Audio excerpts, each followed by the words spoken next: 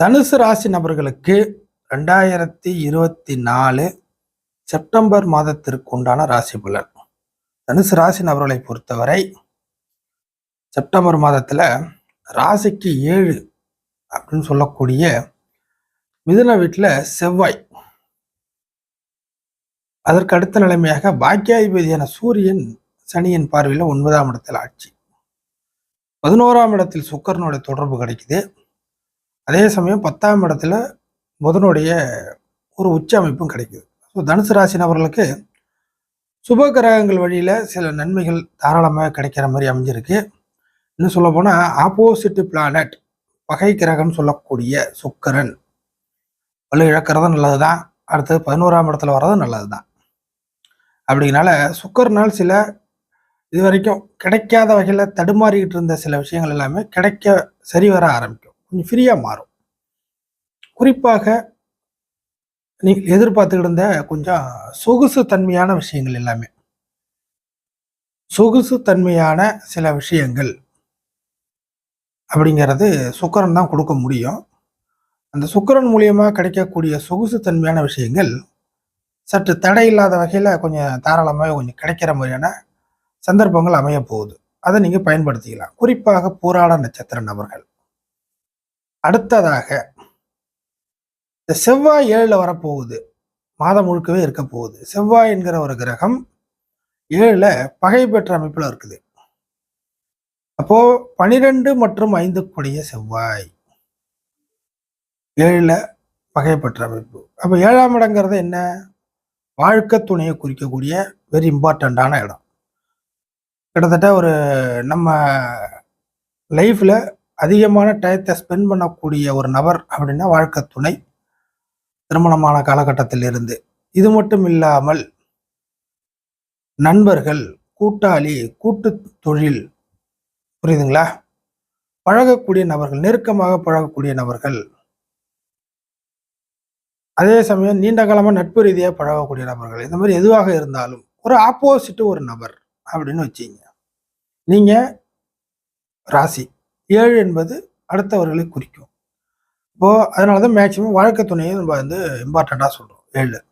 அப்போ இந்த இடத்துல செவ்வாய் வருவது வாழ்க்கை துணை அவசர கதியில் வேகமாக இயங்க ஆரம்பிப்பார்கள், புரியுதுங்களா?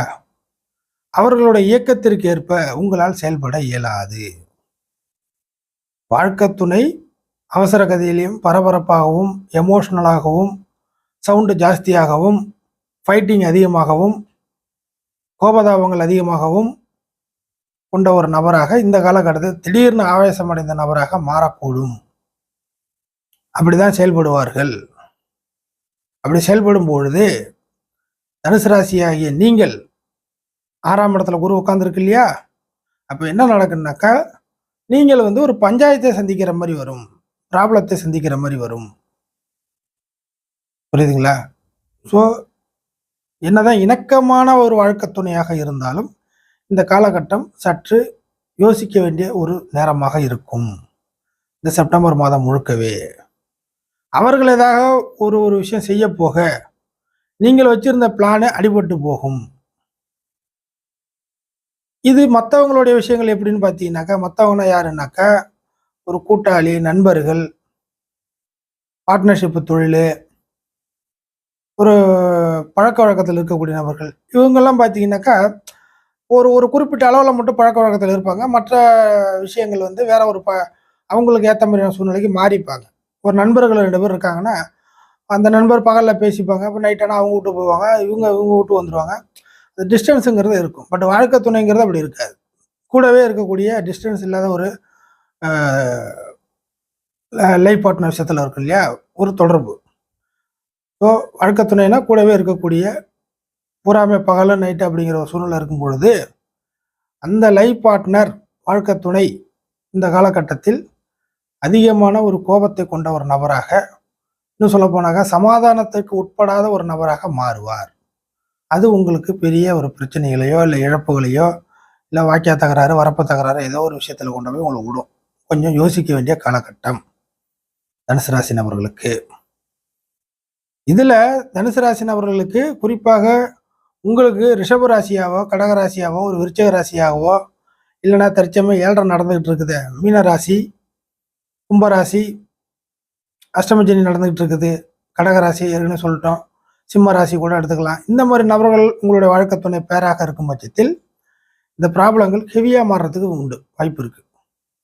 ஸோ யோசிக்க வேண்டிய ஒரு டைமிங் அப்படிங்கிறத மைண்டில் வச்சுங்க. அடுத்ததாக ஏன் இந்த மாதிரியான விஷயங்கள் நடக்குது அப்படின்னு பார்த்தீங்கன்னாக்கா, இதை சரி செய்யக்கூடிய கிரகம் பாக்கியாதிபதி சூரியன். இது சரி பண்ணக்கூடிய கிரகம் சூரியன் சனியின் பார்வையில் வர்றதுனால உங்கள் மீது ஏதாச்சும் தவறுகள் போடுறதுக்கு வாய்ப்பு இருக்கு. நீங்கள் பண்ணியது தவறு, பண்ணிக்கிட்டு இருப்பது தவறு, பண்ண போவது தவறு அப்படின்னு பழிபாவத்தை உங்கள் மீது போட்டு அதன் பிறகு ப்ராப்ளத்தை கொண்டுட்டு போறது வாய்ப்புகள் இருக்கு. இப்போ பாக்கியாதிபதி அடிபட்டு போறதுனால மன திருப்திக்கான சம்பவங்கள் நடக்காது. இது லைஃப் பார்ட்னர் விஷயத்துல மட்டும் கிடையாது, பொதுவாகவே வேலை செய்யற இடத்துல நிறைய பார்க்கலாம். நீங்கள் ஒரு உயர் அதிகாரியா இருக்கீங்க தனுசு ராசி நபர்கள், நீங்கள் ஒரு அதிகாரம் செய்யக்கூடிய இல்லை முக்கியமான பொறுப்புகள் இருக்கக்கூடிய இடத்துல இருக்கிறீங்க அப்படின்னாக்கா, உங்களுக்கு கொடுக்கப்பட்ட பணியில வேலை செய்யக்கூடிய நபர்களுக்கும் உங்கள்ட்ட ஒரு ப்ராஜெக்ட் கொடுத்துருப்பாங்க இல்லைங்களா, அந்த ப்ராஜெக்ட்ல யாரெல்லாம் வேலை செய்ய போறாங்களோ அந்த நபர்களுக்கும் உங்களுக்கும் கருத்து வேறுபாடுகள் நிறைய வரும். ஸோ மன திருப்தி வராது. பொறுப்புகளில் தட்டி கழிக்கிற மாதிரி வரும், இல்லை பொறுப்புகளில் ஒரு கரும்புள்ளி, ஒரு சின்ன கீரல் விழுந்த மாதிரியான சம்பவங்கள் நடக்கும். ஸோ இது மெயின். மன திருப்தி வராது. மாத கடைசியில் ஸ்டார்ட் ஆகும். மன திருப்திங்கிறது மாத கடைசியில் தான் வரும். பிகினிங் ஒரு 10லேருந்து இன்னும் சொல்ல போனால் 1லேருந்து ஒரு 20 தேதி வரைக்கும் ரொம்ப டஃப்பாக இருக்கும். இதெல்லாம் ஒரு பக்கத்தில் இருக்க, புதன் கிட்டத்தட்ட 10ஆம் இடத்துல ஒரு உச்ச அமைப்பில் வருது. ஒரு வாழ்வாதாரத்தை நல்ல டெக்னிக்கலாக இந்த பஞ்சாயத்துகள்லாம் சிக்காமல் கொஞ்சம் அறிவுபூர்வமாக ஒரு டைமிங் எதிர்பார்த்து டைமிங் படி செய்யக்கூடிய தனுசு ராசி நபர்களாக நீங்கள் இருந்தீங்கன்னாக்கா இது ஒரு சரியான நேரம். வாழ்வாதாரத்தை அடுத்த கட்டத்திற்கு, ஏன்னா வாழ்க்கையில் ஒரு முக்கியமான சமாச்சாரத்தை நீங்கள் தேர்ந்தெடுத்து கொள்வதற்கு இது ஒரு சரியான நேரமாக இருக்கும். புரியுதுங்களா? புதன் 10ல் வர்றது ஒரு சில நபர்களுக்கு பண ரீதியாக இருக்கலாம், ஒரு சில நபர்களுக்கு ஏதாச்சும் பழக்க வழக்கத்தின் அடிப்படையில் ஏதாச்சும் மனிதர்கள் வழியில் உங்களுக்கு ஹெல்ப்ஃபுல் அப்படிங்கிறது நடக்கும். இல்லை வாழ்க்கையில் ஒரு முக்கியமான ஒரு டர்னிங் பாயிண்ட் சில விஷயங்கள் உருவாகும். இந்த மாதிரி சில சமாச்சாரங்கள் எங்கேயோ யாருக்கே நஷ்டமானது உங்களுக்கு லாபமாக மாறும். புரியுதுங்களா?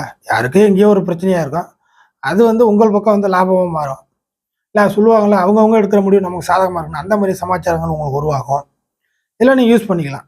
ஸோ இதெல்லாம் ஒரு ஃப்ரெஷ்ஷாக ஒரு மைண்டை ஒரு கூலிங்காக கொண்டுட்டு போயிட்டு வாழ்ந்துகிட்டு இருக்கிற நபர்களுக்கு இது பயன்பாடு கொண்டு வரும்.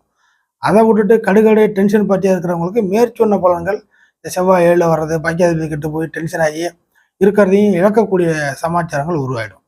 இப்படியும் ஒரு பலன் இருக்குது, அப்படியும் ஒரு பலன் இருக்குது. இது யார் யாருக்கு எப்படி பொருந்த போகுது என்பது தான் கிரகங்களுடைய ஆதிக்கமாக இருக்கும். ஃபைனலாக சுக்கிரனுடைய ஒரு வீக்னஸ் அப்படிங்கிறது நீசம் கிரகணம் அப்படிங்கிறது நடக்க போகுது. நீங்கள் பெண்களாகவே இருந்தாலும் இது வரைக்கும் பெண்கள் வழியில் பஞ்சாயத்துகளை சந்திச்சுக்கிட்டு இருந்த நபர்களுக்கு அந்த பிரச்சனைகள் முற்றிலுமாக ஒழியக்கூடியது. புரியுதுங்களா? தனுசு ராசி நபர்கள் நீங்கள் ஆணோ பெண்ணோ யாராக இருந்தாலும் உங்களுக்கு பெண்கள் வழியில் ஒரு ப்ராப்ளங்கள் இருக்குது அப்படின்னாக்கா, இல்லை உங்களுக்கு அவங்களால பிரச்சனை, இல்லை அவங்களால உங்களுக்கு பிரச்சனை, எது எப்படியாக இருந்தாலும் ஒரு ப்ராப்ளங்கள் ஓடிக்கிட்டு இருக்குது. பனிப்போர் இல்லை நெருப்பு போர் எப்படியாக இருந்தாலும் பரவாயில்ல. ஸோ ஒரு பஞ்சாயத்து ஒரு டிஸ்டன்ஸ் போயிட்டு இருக்குன்னா கிட்டத்தட்ட எல்லா விஷயங்களும் ஒரு முடிவுக்கு வரக்கூடிய அந்த பிரச்சனைகள் பஞ்சாயத்துகள் இந்த மாத அமைப்பில் ஒரு முடிவுக்கு வரக்கூடிய சில சம்பவங்கள் உருவாகும். ஸோ அது உங்களுக்கு சாதகம் தான். அதுக்கு அடுத்ததாக சுக்கிரன் ஒரு மாத கடைசியில் ஒரு ஆட்சி பெறக்கூடிய நம்ம லாபத்தில் வருது. அப்போ லாபத்தில் வர்றதுனால பிரச்சனைகள் நடந்தால் தான் ஒரு விஷயத்தில் முடிவுகள் தெரியும் இல்லையா? எல்லாமே பேசிக்கிட்டே இருந்தாலும் நடக்காது. ஒரு ப்ராப்ளங்கள், சண்டை, சச்சரவு, பிரச்சனை அப்படிங்கிற மாதிரி ஏதாச்சும் ஒன்று பெருசாக நடந்தால் தான் சில நல்ல முடிவுகள், இல்லை எந்த முடிவாக இருந்தாலும் தெரியறது அப்படிங்கிறது தெரிய வரும் இல்லையா? அந்த மாதிரியான ஒரு விஷயங்கள் தனுசு ராசி நம்மளுக்கு இந்த மாதம் நடக்கும். அந்த முடிவுகள் உங்கள் பக்கம் சாதகமாகவும் இருக்கும். டார்ச்சராக இருந்த விஷயங்கள் ஒழிக்குதுப்பா அப்படிங்கிற மாதிரி. ஸோ அது மாத கடைசியில் சில விஷயங்கள் டார்ச்சர்கள்லாம் ஒழியும். பிகினிங்கில் கொஞ்சம் பஞ்சாயத்து, கொஞ்சம் ஆக்ரோஷம், எமோஷனல்லாம் இருக்கும்.